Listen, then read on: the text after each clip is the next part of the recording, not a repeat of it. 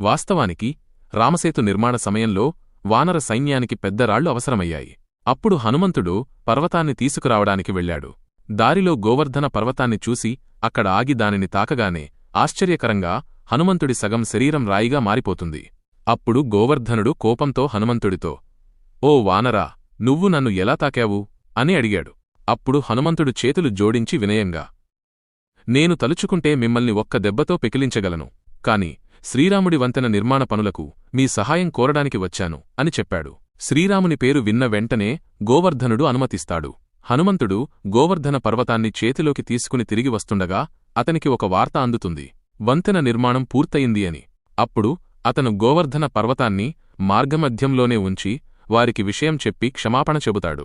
అప్పుడు గోవర్ధనుడు హనుమంతుడితో, ద్వాపరయుగంలో శ్రీరాముడు నన్ను కలవడానికి వస్తాడని మాట ఇస్తేనే ఈ షరతుమీద నిన్ను క్షమిస్తాను అని చెబుతాడు. ఆ మాటకు